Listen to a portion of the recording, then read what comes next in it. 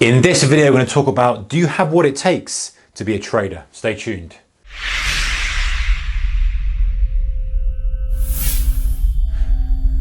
Hey traders, a very warm welcome to you. Okay, do you have what it takes to be a trader? Let me qualify this before we get people saying, whoa, what do you mean?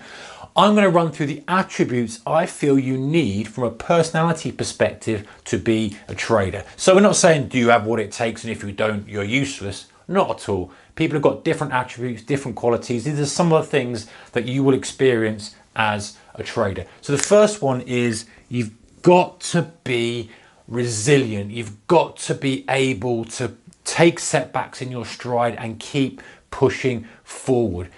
If you don't do that, the first kind of experience of loss or the first setback you get, you're just going to give up. And that's just never going to work as a trader.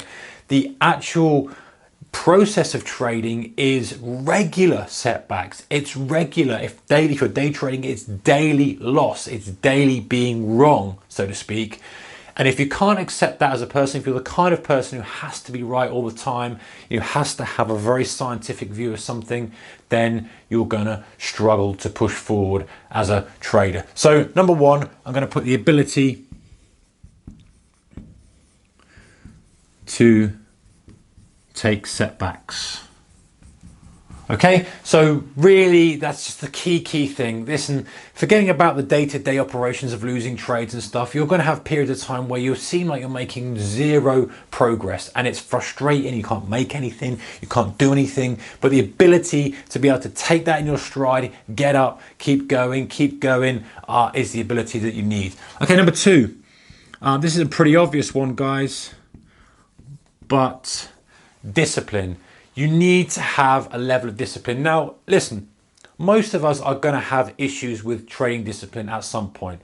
We'll be doing something, we'll be taking profits too soon, we'll be doing too much, something will come up. So no one is perfect and we're all human. However, you need to be able to discipline yourself because the market will just punish you. If you don't have the discipline to say, hey, I'm going to take this loss, I'm only going to trade this size, I'm going to do this, do that. You know, if you've got a gambling tendency, i.e., you know, gambling from a perspective of just looking for the win, your self-control is perhaps not as good as it should be, then be very cautious about getting involved in trading.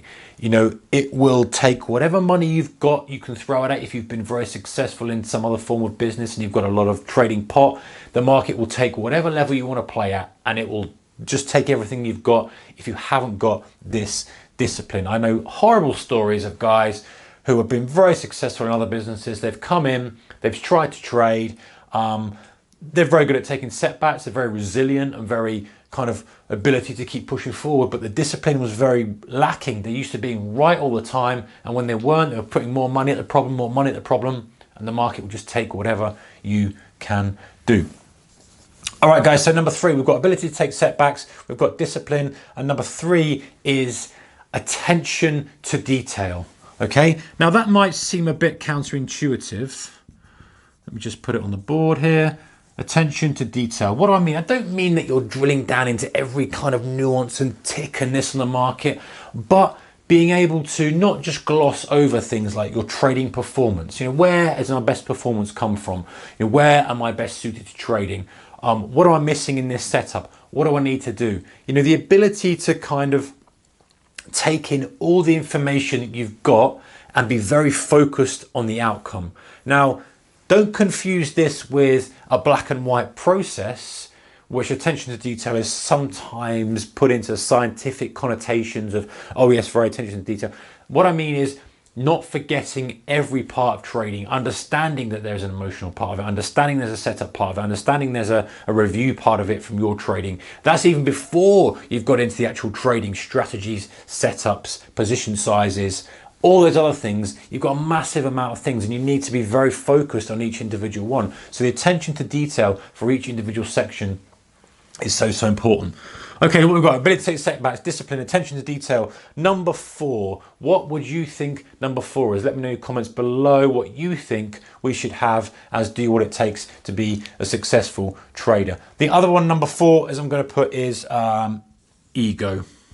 You have to have no ego whatsoever. Or if you do, you have to have the ability to put it in check. Very, very similar to discipline, not quite the same, but I have seen people with egos who are in losing trades and they just won't cut it because their ego says, I'm right, the market's just late.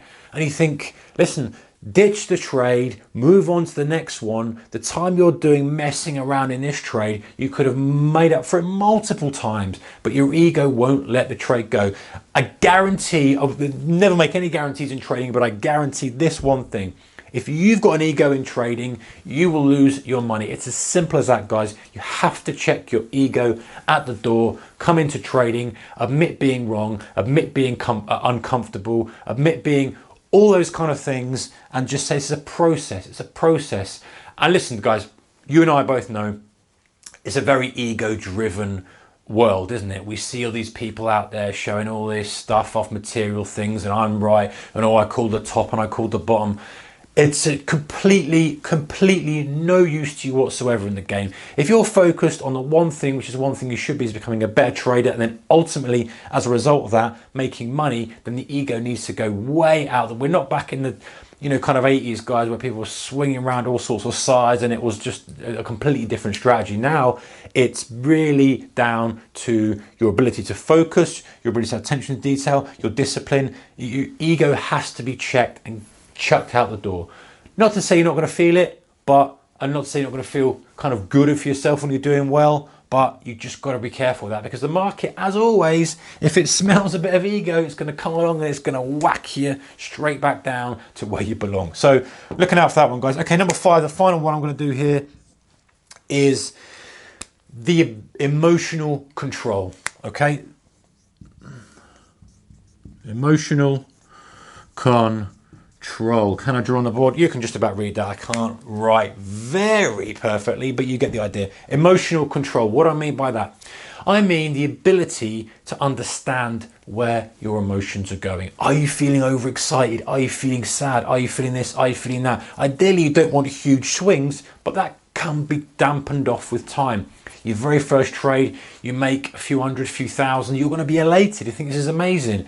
Over time, you recognizing that this is a process. Lose some, win some, lose some, win some. And so the emotional thermometer or barometer, if you like, just kind of sits in the middle. Yes, you're going to get times when you're a little bit more frustrated or this and that, but having the ability to step out of yourself, recognize the frustration, do what you need to do on a personal level to deal with that, and then come back in or whatever. Now, this is not a video about dealing with trading emotions. We'll deal with that other videos, but it's something you have to have. If you're the kind of guy who gets really angry very, very easily, you're the kind of guy who gets really, really excited very, very easily, or girl, then you need to consider whether this is the job for you. If you can't get that in check, it's going to be a very, very, very, very tricky road. You're going to get it's because trading naturally amplifies your emotions. You've got money involved in it. You've got right or wrong. You feel like you've done the right process, and yet you still lose money. That is a real poke to someone who feels frustration, sadness, anger, all those kind of things. You will get tweaked to the max. And the same with joy, feeling the next god, trading god or whatever. You have a good run, you make some good money, all of a sudden that goes swinging right up. You think you're the next thing, and then it'll swing back down again. So the massive swings in emotions if you haven't got this emotional control. You're human. I'm not going to say eliminate them. That's nonsense. You can't eliminate them, but just dampen the amplitude of them. Feel the joy, feel the thing, but just keep it regulated. So there you guys, that's just 5 for you. Do you have what it takes to be a trader? These are the 5 assets that I think that you need to be a trader. Number 1, ability to take setbacks, because they're going to happen regularly, time and time again. Number 2, discipline. Similar to number 5, but in a different perspective. Sticking to your rules, sticking to your plan, sticking to what you said you were going to do. Sounds easier said than done. You know as well as I do, guys, if you're in the middle of a trade, this is actually quite a challenging thing sometimes. Number 3, attention to detail. Maybe not phrasing the exact way that it should be, but what I tend to mean is not looking at the overview, but also understanding you're a risk manager, you're a trader, you're this, you're that, the other. There's so many parts of the puzzle that you need to not neglect any of them, because if one of them doesn't work, then the whole system doesn't work. So attention to detail in terms of your strategy, planning, performance, all that kind of stuff. Okay, number 4 is ego.